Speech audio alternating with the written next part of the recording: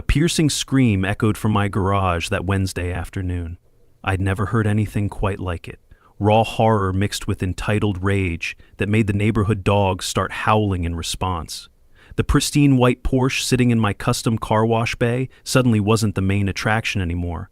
It was the woman in the designer outfit having what appeared to be a complete psychological meltdown. Listen, I'm not typically the kind of guy who enjoys watching someone else's misery, but when that someone is the HOA president who's been making everyone's life a living hell for 3 years straight, well, let's just say karma has a way of arriving in unexpected packages. Has anyone ever brazenly helped themselves to your stuff without permission? Drop a comment below telling me where you're watching from, because what happened next in my garage is going to have your jaw on the floor. Moving into Cedar Lake Crossing felt like hitting the jackpot. After finalizing my divorce, I needed a fresh start, and this upscale neighborhood with its manicured lawns and colonial-style homes seemed perfect. My name is Mason Carter, and at 39, I'd established myself as one of the leading smart water automation system designers in the country. Several patents and a successful consulting business had given me the financial freedom to buy my dream home. Complete with an oversized garage, I immediately modified with a state-of-the-art automated car washing system that used water-saving technology I'd developed myself. "You picked a hell of a neighborhood, man," said Dave Martinez, my new next-door neighbor, as he helped me unpack. Dave, a 42-year-old IT engineer with an infectious laugh and a seemingly endless supply of cold beer, had lived in Cedar Lake Crossing for 5 years. "Great place, beautiful homes, good schools, but we have one little problem." He took a long swig of his beer and pointed down the street to a pristine white colonial with perfectly symmetrical shrubs. "Her name is Karen Cunningham. HOA president, Porsche driver, and the neighborhood's self-appointed queen. Watch yourself around her." I laughed it off initially. Every neighborhood had its characters, right? But Dave wasn't joking. Over the next hour, he filled me in on Hurricane Karen, how she'd forced families to repaint their houses because the colors lacked aesthetic harmony, fined people for grass being a 1/4 inch too tall, and even pressured a family to move after they hosted a disruptively loud 10th birthday party for their daughter. "Just wait," Dave warned. "She's especially hard on newcomers, likes to train them to her standards." That very evening, I received a welcome email from the Cedar Lake Crossing Homeowners Association, 23 pages of regulations, with one highlighted section forbidding car washing on residential property due to environmental concerns. I frowned, looking toward my garage where I'd just installed my custom water recycling car wash system. This seemed odd since my system was actually more environmentally friendly than commercial car washes, using 40% less water through advanced recycling technology. 2 days later, I attended the neighborhood welcome mixer held at the community clubhouse. That's where I first encountered Karen Cunningham in all her glory. She made quite the entrance in a blindingly bright Versace dress adorned with what must have been every piece of jewelry she owned, loudly regaling everyone within earshot about her recent European excursion. Karen was in her mid-40s, with aggressively highlighted blonde hair piled high in an elaborate updo that seemed to defy gravity. The widow of a successful businessman, she now devoted her considerable energy to ruling Cedar Lake Crossing with an iron fist inside a designer glove. "Mason Carter," she exclaimed when Dave reluctantly introduced us, her voice carrying that artificial sweetness that immediately puts you on edge. "Our new celebrity. I've heard you're some sort of water expert." She extended her hand with long, perfectly manicured nails painted in a shade that matched her dress exactly.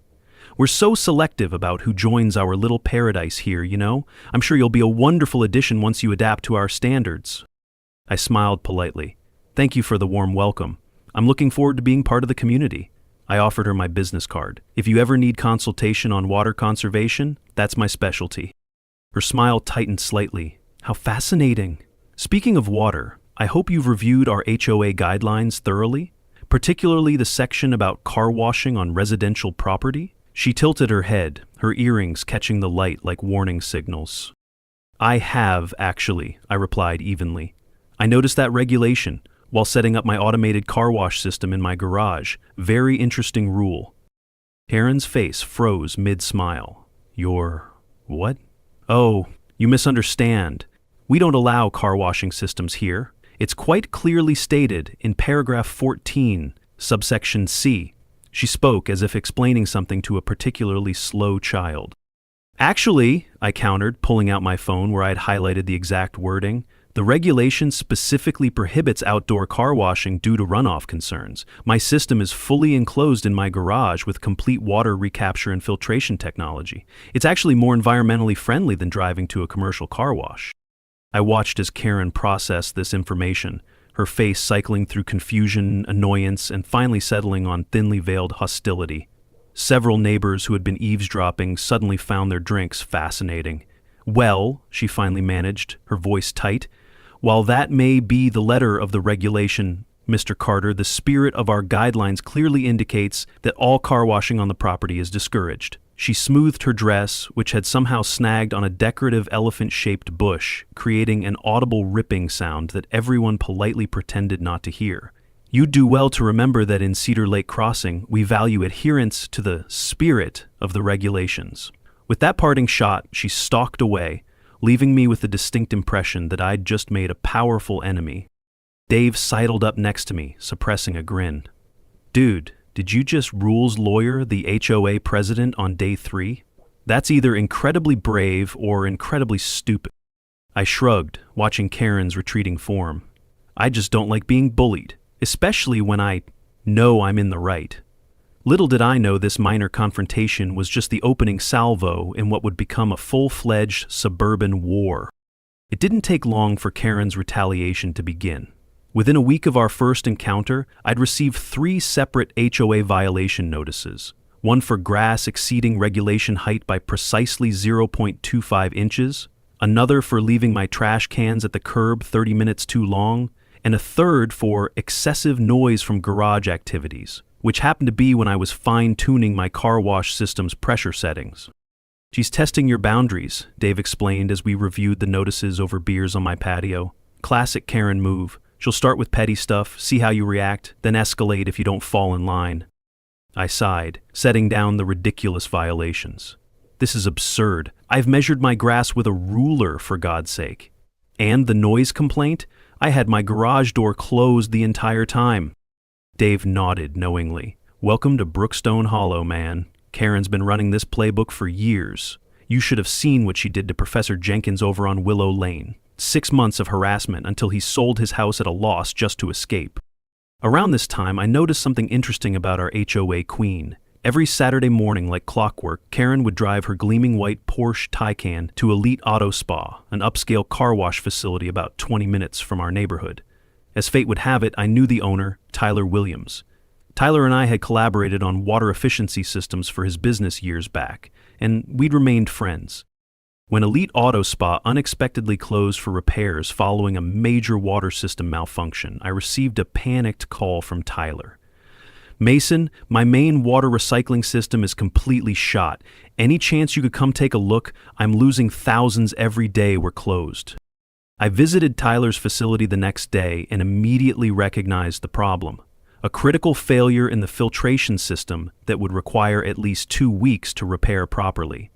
As we discussed the technical details, Tyler mentioned his VIP customer, who was particularly distressed about the closure. This lady with a white Porsche comes in every Saturday without fail, always demands the premium package, $75 each time, and still finds something to complain about.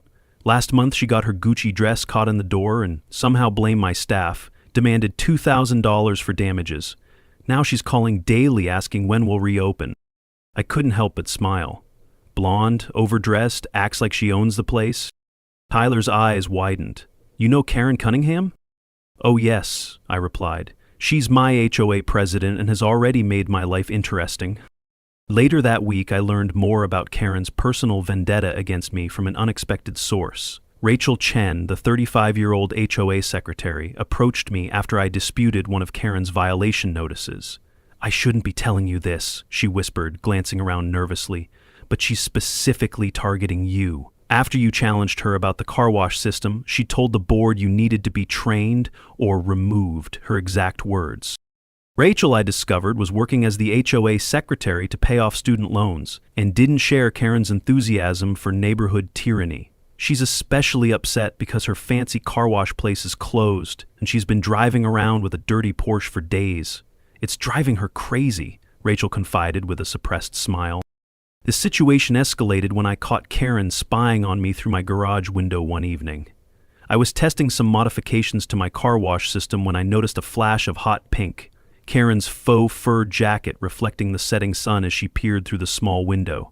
Instead of confronting her, a plan began forming in my mind. I smiled and waved cheerfully at her, causing her to stumble backward in surprise, nearly tripping over her ridiculous stiletto heels before hurrying away. That night I called both Tyler and Rachel to share my theory. With Elite closed, and Karen desperate to clean her precious Porsche, I'm betting she'll eventually try to use my system, I explained.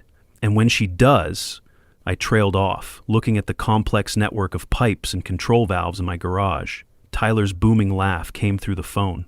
Mason, you devious genius. Count me in for whatever you're planning. Rachel sounded more cautious but equally intrigued. Just be careful. Karen doesn't fight fair and she has connections. I spent the next few days making certain modifications to my car wash system, including installing a sophisticated security camera setup and, most importantly, designing a smart water source switching system I could control remotely. If Karen wants to use my car wash so badly, I told Dave as we finished installing the last camera, I should make sure she gets a truly memorable experience. The modified system was a testament to my engineering expertise. 2 completely separate water supplies that could be switched remotely via a smartphone app. The first was standard clean water with normal soap and wax components. The second was what I affectionately called my special blend. Mixed water mixed with harmless but extremely pungent dye and odor additives that created an unforgettable sewage-like smell that would linger for days. The smell wouldn't damage the car's paint but would make it virtually undrivable. Both systems looked identical in operation until the results became evident.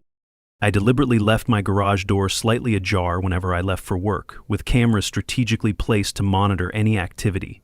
For 3 days, nothing happened, though my security apps showed Karen growing increasingly bold, walking past my house multiple times, her expensive designer outfits becoming more elaborate with each drive-by, as though she were on surveillance patrol. The 4th day, during a particularly heated HOA meeting, Karen arrived in a blindingly bright lime green Prada suit that left scuff marks on the newly polished hardwood floor from her stiletto heels. She proposed building a neighborhood car wash facility, clearly desperate to clean her increasingly dirty Porsche. But the idea was quickly shot down due to excessive cost. I could design a cost-becalcing system, I offered innocently, enjoying the way Karen's carefully made-up face twitched with annoyance. My expertise is in water-specific automated systems, after all. Thank you, Mr. Carter, but we won't be needing your amateur input, Karen replied icily, adding unnecessary emphasis to amateur while smoothing her designer suit. This is a matter for professionals with actual credentials. I simply smiled, knowing her rejection of my help only furthered my plan. Meanwhile, Dave reported that Karen's white Porsche was now visibly dirty, with road dust and pollen accumulating daily, a situation clearly unbearable for someone of Karen's status consciousness. Around this time, I met Sarah Whitman, a 38-year-old lawyer who had recently moved to Brookstone Hollow and had already experienced Karen's welcome tactics.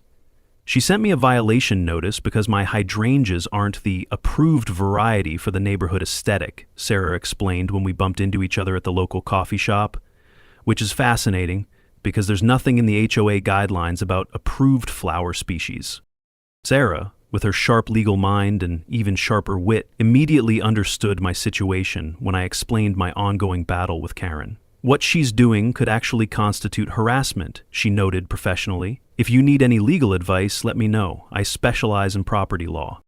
Another ally emerged in Officer Mike Johnson, our neighborhood police officer who had his own history with Karen. She tried to have my cruiser towed when I parked it in my driveway overnight, he confided during a community safety meeting, claimed police vehicles decreased property values, nearly caused a department-wide incident. The trap was almost ready, but I needed one more piece of intelligence, which Rachel provided. Karen's been asking about your schedule, she warned me over coffee, specifically when you leave for work and how long you're typically gone. The invasion of privacy should have angered me, but instead it confirmed my suspicions. Karen was planning to use my car wash system when she thought I wouldn't catch her.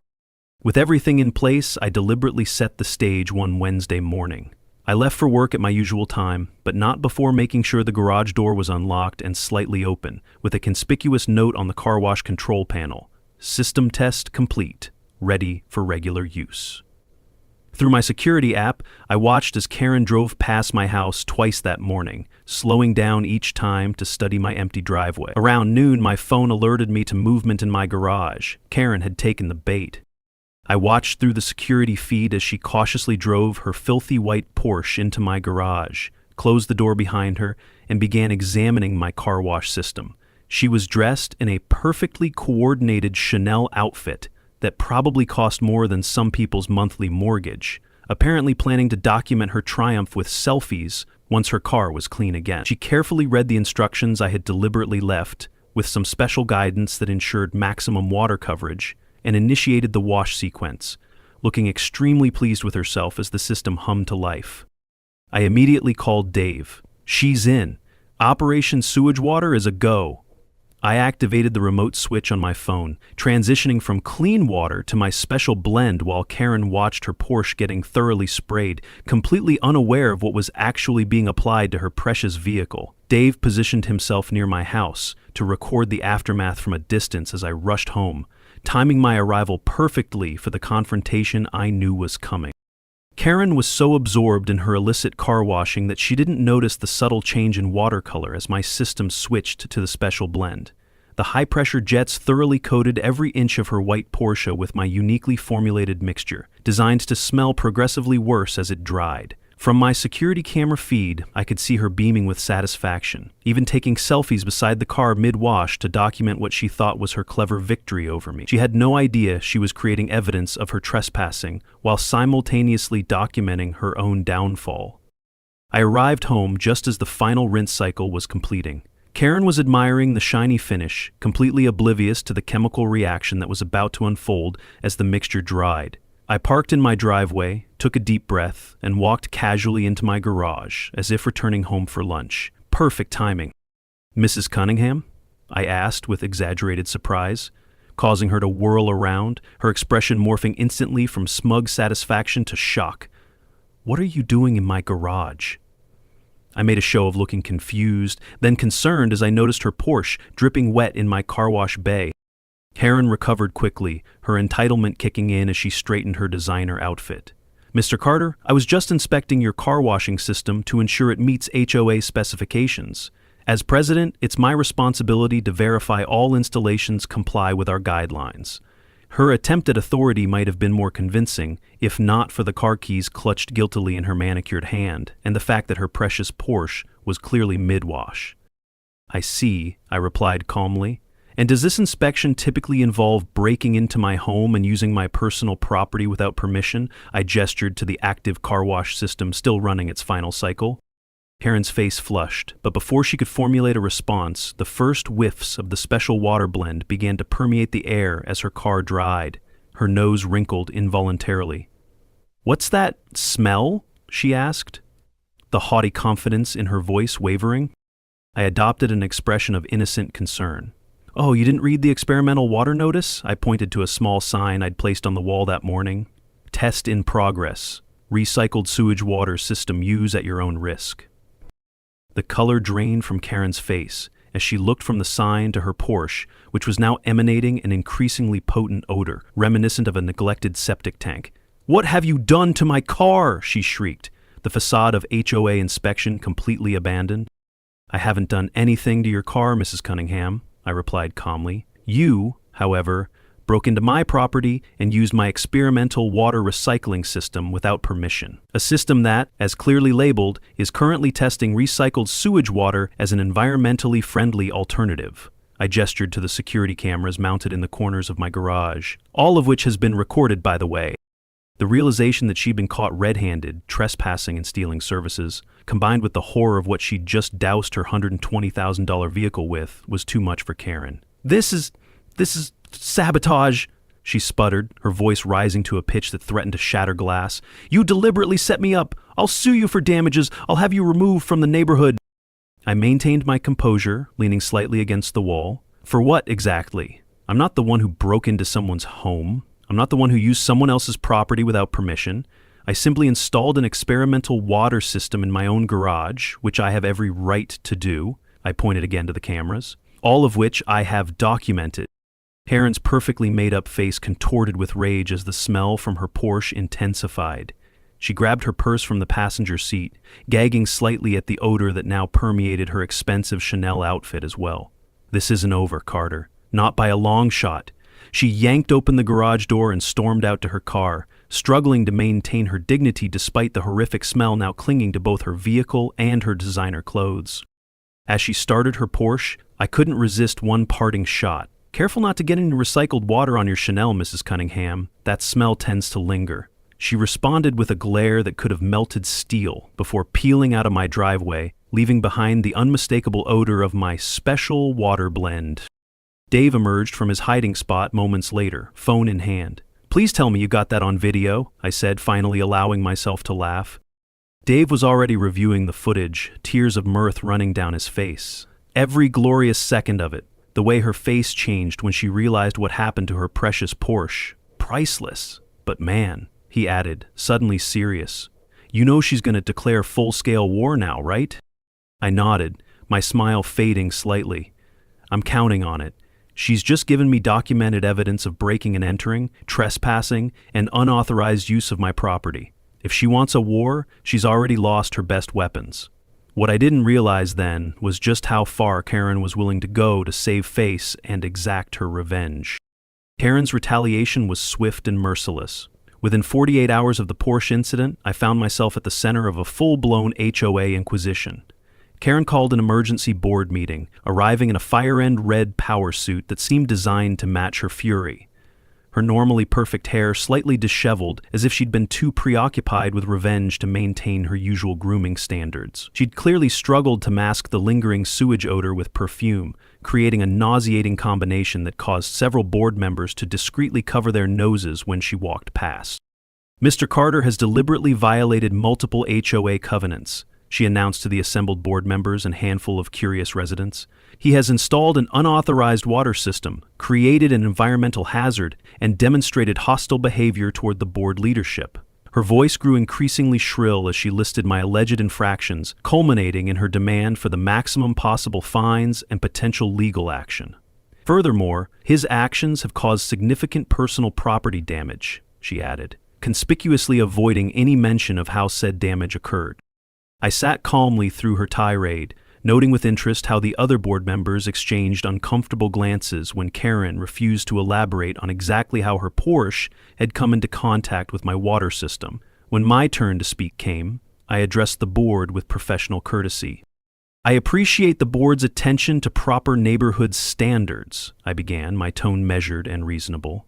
"My water system is fully compliant with both HOA regulations and county environmental codes, as it operates entirely within my enclosed garage with complete water recapture technology." I produced my permits and technical specifications, which Sarah had helped me organize into an irrefutable legal presentation. As for Mrs. Cunningham's vehicle, I have security footage showing her unauthorized entry into my garage and use of my property without permission, which I'd be happy to share with the board, or with the police if necessary. The mention of police involvement caused a ripple of murmurs among the attendees. Karen's face flushed dangerously, but before she could respond, Sarah Whitman stood up from the audience. "If I may add, as a property attorney, what we're seeing here appears to be a clear pattern of targeted harassment against Mr. Carter, which raises serious legal questions about HOA governance and potential liability." She smiled pleasantly, but her meaning was unmistakable. This could get legally messy for everyone involved. The board, clearly uncomfortable with the escalating situation, tabled the discussion until they could review all relevant documentation. Karen stormed out immediately after adjournment, pulling her brother Harold, a slick corporate attorney with an artificial tan and over-whitened teeth, into an intense, whispered conversation in the parking lot. Meanwhile, word of the Porsche incident spread through Brookstone Hollow like wildfire. Dave had discreetly shared the story with a few trusted neighbors, and soon I found myself receiving knowing smiles and subtle thumbs up from residents who had their own Karen stories, but had never dared to challenge her authority. The neighborhood's unofficial grapevine buzzed with the news that Karen's precious Porsche remained undrivable, despite multiple professional cleanings, with even the Porsche dealership refusing to service it due to the extreme odor contamination. Karen's campaign against me intensified to alarming levels. Rachel warned me that Karen had hired a private investigator to monitor my activities, looking for any possible violations or embarrassing information. "She's desperate to find something she can use against you," Rachel explained during our clandestine coffee meeting at a cafe well outside Brookstone Hollow. "And she started asking questions about your business clients, too." This crossed a line I hadn't anticipated. Within days, I lost 2 significant contracts after clients received anonymous emails questioning my professional integrity and hinting at ongoing legal issues. Officer Mike informed me that my car had accumulated several dubious parking tickets, clearly part of a coordinated harassment campaign. "Be careful, Mason," he advised. "Karen's pulling strings with people who owe her favors. This isn't just about a smelly Porsche anymore, it's about her losing control and looking bad in front of the neighborhood she thinks she owns." The situation escalated further when Rachel revealed something potentially explosive during our next secret meeting. "I've been looking through the HOA financial records," she whispered, sliding a folder across the table. "There are some very strange transactions involving a construction company called Pinnacle. They get all the HOA maintenance contracts at rates well above market value, and guess who has a connection to Pinnacle's ownership? Harold Cunningham, Karen's brother." Sarah, who joined our growing resistance movement, examined the documents with practiced eyes. "This doesn't just look suspicious, it looks potentially fraudulent," she concluded. "These maintenance fees have increased 85% over 3 years with no corresponding increase in services, and all contracts are awarded without competitive bidding." As we dug deeper, I applied my analytical skills to develop a specialized financial tracking algorithm that could process years of HOA financial reports. The pattern that emerged was damning. Karen and Harold had been systematically siphoning hundreds of thousands of dollars from the HOA funds through inflated contracts, phantom maintenance projects, and excessive legal consultation paid to offshore accounts linked to Harold. I contacted Jennifer Adams, the former HOA treasurer who Karen had forced out 2 years earlier for inadequate financial reporting. Initially reluctant to get involved, Jennifer eventually confirmed our suspicions. I started asking questions about the Pinnacle contracts and suddenly found myself accused of incompetence, she explained, still visibly nervous about crossing Karen. She orchestrated a complete board takeover and pushed me out within weeks. While Karen continued her personal vendetta against me, we quietly built our case, gathering documentation and following the money trail. Sarah's legal expertise proved invaluable as she identified multiple violations of state HOA governance laws and potential felony fraud charges. "What they've been doing isn't just unethical, it's criminal," she concluded during one of our strategy sessions. "But we need to present an airtight case if we're going to expose them." The turning point came when Karen, increasingly desperate to reassert her authority, proposed a new HOA bylaw specifically targeted at banning all non-standard water systems in the neighborhood. At the meeting, she arrived in a garishly colorful Dolce & Gabbana dress with tropical patterns that made her look like an angry parrot, still apparently trying to mask the lingering sewage smell that followed her everywhere. Her proposal was met with unexpected resistance from several residents who had previously been too intimidated to challenge her. The balance of power was visibly shifting in Brookstone Hollow, and Karen's tightly controlled empire was beginning to crumble. After the meeting, Rachel pulled me aside with an urgent warning. "Karen's planning something big. She's talking to Councilman Robert Wilson about using city regulations to pressure your company. She's trying to destroy your livelihood, Mason." This was the final straw. It was time to move from defense to offense. I gathered my team, Sarah, Rachel, Dave, Officer Mike, and Jennifer, and laid out my plan for exposing the full extent of Karen's corruption and bringing down her HOA reign of terror once and for all. The beauty of financial fraud, I explained to my assembled allies in Sarah's living room, well away from prying eyes, is that it always leaves a data trail. You can obscure it, you can disguise it, but you can't erase it completely if you want the money to remain usable. I unveiled the specialized financial analysis algorithm I had developed, a sophisticated program designed to identify patterns, inconsistencies, and connections in financial data that might escape human detection. Hey. Over the next week, our team operated like a well-oiled machine. Rachel provided years of HOA financial records, board meeting minutes, and vendor contracts. Jennifer contributed her historical knowledge of how HOA finances had worked before Karen's takeover. Sarah applied her legal expertise to identify specific violations of state HOA laws and fiduciary responsibilities. Meanwhile, I fed everything into my algorithm, which began mapping the complex web of financial transactions, identifying anomalies and suspicious patterns. "Look at this," I said one evening, pointing to my laptop screen where a complex network diagram displayed the flow of HOA funds.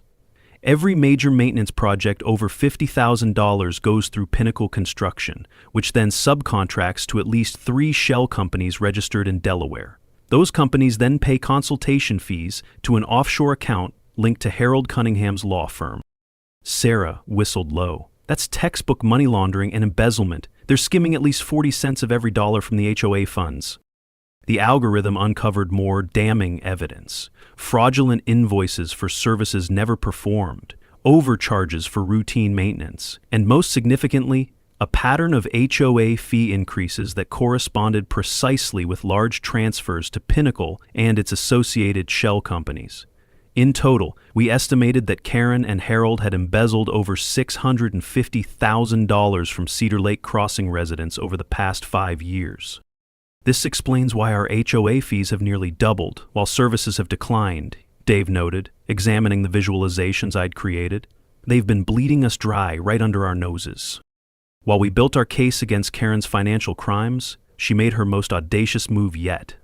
A video began circulating among HOA board members and select residents, apparently showing me tampering with neighborhood sprinkler systems and pouring an unidentified chemical into the community pond.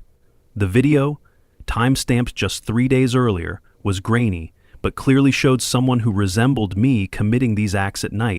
"This is completely fabricated," I told my team when Sarah forwarded me the video. "I was at a client meeting in Phoenix that entire day. I have flight records, hotel receipts, and meeting minutes to prove it."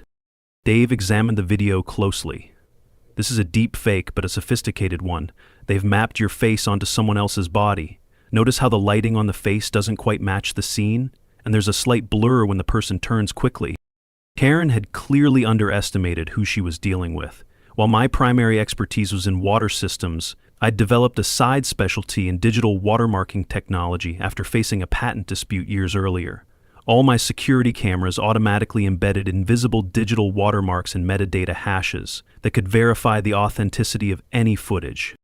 "I can prove this video is fake," I explained, pulling up my own security footage from the dates in question, complete with blockchain-verified timestamps and location data. Plus, I installed a secondary hidden camera system after the Porsche incident, anticipating Karen might try something like this. Sarah's eyes widened. "You have a backup security system with authenticated timestamps that can prove you weren't even home when this supposedly took place? And you can prove the original video was manipulated?" "Better than that," I replied, tapping away at my keyboard. "My watermarking system can identify exactly when and how the video was edited, and potentially even trace it back to the source computer." Within hours, my analysis had not only proven the video was fabricated, but had traced elements of the manipulation to Harold's law firm's IP address. "They're getting desperate," Rachel observed. "This means we're close to something big." The most shocking discovery came when my algorithm detected a massive 6-figure transfer from the HOA reserve fund to an offshore account just 3 days earlier. "They know we're onto them," I realized with a jolt. "They're grabbing what they can before running." This accelerated our timeline dramatically. We contacted Detective Laura Simmons, a financial crimes specialist with the county sheriff's department, who reviewed our evidence with professional scrutiny. "This is one of the most well-documented cases of HOA fraud I've seen," she acknowledged after examining our files. "And this fake video attempt? That adds criminal defamation and potentially evidence tampering to the charges." I'd prepared a digital presentation that transformed the complex financial data into clear, animated visualizations, showing exactly how Karen and Harold had been stealing from the community. Every transaction, every shell company, every fraudulent invoice was mapped out in irrefutable detail, accompanied by a timeline of Karen's increasingly hostile actions against anyone who questioned her authority, now including her attempted frame-up using manipulated video evidence. I've secured the community clubhouse for an emergency HOA meeting tomorrow evening, Rachel informed us. The official agenda lists financial transparency, the future of Cedar Lake Crossing. Karen tried to cancel it when she saw the topic, but too many residents have already confirmed attendance. That night, I received a threatening legal letter from Harold's law firm, demanding I cease and desist from spreading false information and threatening ruinous litigation. I simply responded with 2 items: a single photograph of the algorithm's transaction map showing the money flow to his offshore accounts, and the metadata analysis proving their fabricated video originated from his firm's computer. He never replied. With everything in place, I sent a group text to my allies. Tomorrow night, we end Karen's reign of terror. Bring popcorn. This will be quite a show. Little did I know just how spectacular the downfall would be. The community clubhouse was packed to capacity, with nearly every Cedar Lake Crossing resident in attendance, a stark contrast to the typically sparse HOA meetings. Karen arrived in her newest Gucci ensemble, a desperate attempt at projecting confidence and control despite the lingering sewage odor that 2 weeks of professional cleaning had failed to eliminate from her person. Harold accompanied her, looking significantly less assured than his usual smug self, his eyes darting nervously around the room.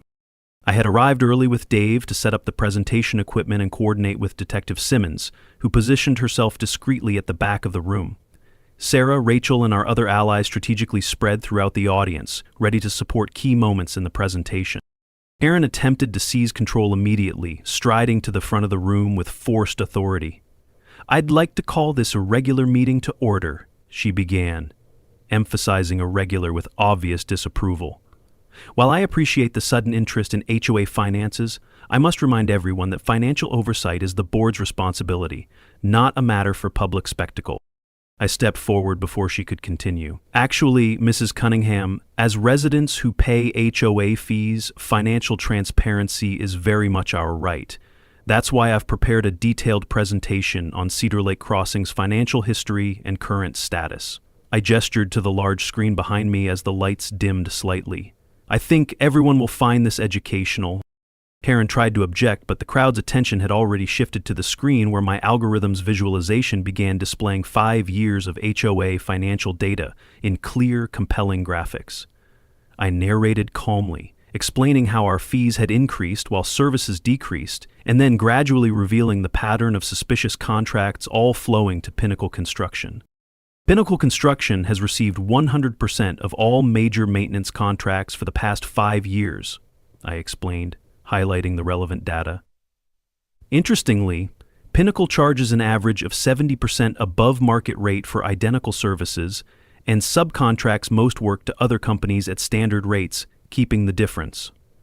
The animated flowchart expanded to show the network of shell companies, and these subcontractors all share something curious. They were incorporated by Harold Cunningham's law firm and list shell corporations as their owners.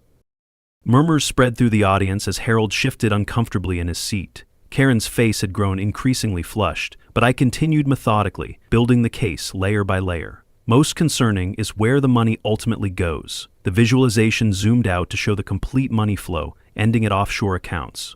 Over $650,000 of our HOA fees have been diverted through this network to offshore accounts controlled by Harold Cunningham. Karen finally found her voice, jumping to her feet. "This is slander, pure fabrication. Mason Carter has a personal vendetta against me because I enforced HOA rules he didn't like." Her voice had reached that glass-shattering pitch again. "He's manipulated financial data to create a false narrative." I remained perfectly calm. These findings have been independently verified by financial experts and former HOA treasurer Jennifer Adams. Jennifer stood up from her seat, nodding firmly. Additionally, we have testimony from a former Pinnacle employee confirming the fraudulent billing practices. I highlighted specific transactions on the screen. Each of these irregularities is documented with original bank records, invoices, and board approvals, all bearing your signature, Mrs. Cunningham. Before Karen could respond, I shifted to my final piece of evidence, and now I'd like to address the fabricated video that was circulated this week showing me supposedly vandalizing community property. The screen displayed side-by-side footage, the fake video, next to my authenticated security footage showing I wasn't even home at the time. My security system employs blockchain-verified timestamps and digital watermarking. Forensic analysis traced the video manipulation to computers at Harold Cunningham's law firm. The gasps around the room were audible as Harold's face went completely white. Before Karen could respond, several residents began asking pointed questions about specific HOA expenses they'd questioned in the past, expenses Karen had dismissed or obscured. Each question led back to another fraudulent transaction, another inflated contract, another instance of financial misconduct. Harold, recognizing the turning tide, quietly attempted to leave, only to find Detective Simmons blocking his path. "Mr. Cunningham, I'd advise you to remain for the duration of this meeting," she said professionally but firmly. "The sheriff's department has some questions regarding these financial discrepancies and the apparent attempt to frame Mr. Carter with falsified evidence." Seeing her brother cornered, Karen's facade finally cracked completely. "You ungrateful people," she shrieked, her designer outfit suddenly seeming as artificial as her authority. "I've maintained property values. I've kept the riffraff out. I've dedicated years to this neighborhood, while you all complained about trivial rules." "Rules you selectively enforced while stealing from us," called out Aisha Wilson, a teacher who had received numerous citations for her children's basketball hoop. "You fined me $300 for a basketball hoop while embezzling thousands." Other residents joined in, years of suppressed grievances pouring out as Karen's power visibly dissolved before our eyes. In a desperate attempt to regain control, she pointed accusingly at me. "He's the one who should be investigated. He deliberately sabotaged my car with toxic chemicals. He has an illegal water system, and he's falsified that video analysis to frame my brother and me." I calmly played the security video showing Karen breaking into my garage and using my car wash system without permission. I believe trespassing and theft of services are the relevant issues here, not the unfortunate outcome of your actions. I then showed the step-by-step digital forensic analysis of the fake video, complete with verifiable timestamps and metadata. The evidence was undeniable. The final blow came when Jennifer Adams stood and addressed the room. As former treasurer, I raised concerns about these financial irregularities 2 years ago and was systematically pushed out by Karen and her appointed board members. I have documentation of her threats to discredit me professionally if I continued asking questions. She produced a folder of emails and meeting notes that Sarah quickly collected as additional evidence. Detective Simmons chose this moment to step forward, officially identifying herself to the stunned room. "Based on the evidence presented and previously submitted to our department, we are opening a formal investigation into financial fraud, embezzlement, misappropriation of funds, and attempted defamation through falsified evidence." She nodded to 2 uniformed officers who had quietly entered the room. "Mr. and Mrs. Cunningham, we'd like you to accompany us to answer some questions." Karen, finally comprehending the complete collapse of her kingdom, exploded in rage, her carefully constructed image shattering entirely as she screamed accusations at everyone present. "You're all ungrateful, jealous, pathetic people. None of you appreciate what I've done. This neighborhood would be nothing without me." As officers escorted her and Harold out, she fixed me with a venomous glare. "This isn't over, Carter. You'll regret the day you crossed me." I simply smiled politely and replied, "Careful with those puddles of recycled water on your way out, Mrs. Cunningham." 6 months later, Cedar Lake Crossing transformed dramatically in the aftermath of what residents now jokingly called the Great Karen Collapse. I was elected as the new HOA president, implementing transparent financial management, including a digital tracking system I designed specifically for HOA accountability. We revised the overly restrictive regulations, focusing on reasonable standards that maintained property values without micromanaging residents' lives. Karen and Harold faced multiple felony charges for embezzlement, fraud, and money laundering. Most of the stolen funds were recovered from their offshore accounts and returned to the HOA, allowing us to both lower fees and improve community amenities. Karen's beloved Porsche was auctioned by authorities to help repay her debt to the community. In a delicious twist of irony, Tyler Williams, owner of Elite Auto Spa, purchased Karen's Porsche at the auction and transformed it into a display piece outside his business with a sign reading, "This is what happens when you try to cheat your way to a car wash." The vehicle's infamous odor had proven impossible to completely eliminate, becoming something of a local legend. On a perfect summer evening, I hosted a neighborhood BBQ in my backyard. The entire community turned out, including many residents who had previously avoided neighborhood gatherings for fear of Karen's critical eye. As we enjoyed food and conversation, Sarah sat down beside me on the patio steps, 2 glasses of wine in hand. "Something I've been wondering," she said, handing me one of the glasses. "If Karen had simply apologized for breaking into your garage, if she'd shown any remorse at all instead of escalating everything, would you have forgiven her? Would things have ended differently?" "You know, Mason, you never did reveal exactly what was in that recycled sewage water you used on Karen's Porsche," he said with a mischievous grin. "The smell's still legendary. People say they can smell it 2 blocks away on hot days." I winked conspiratorially. "Let's keep that a trade secret, Dave. Sometimes the mystery is more powerful than the reality." I raised my bottle in a toast. "To Brookstone Hollow, where if you break into someone's garage, you never know what kind of water you might be washing with." The camera pulls back to reveal a happy, united neighborhood, and me raising a glass to the end of Karen's reign and the beginning of a true community. And Karen's Porsche? It remains on display at Elite Auto Spa, a pungent reminder that karma, much like recycled sewage water, always comes back around eventually. QA stories, where reality feels like fiction and fiction wishes it was this juicy. Hit that like before the next bombshell drops.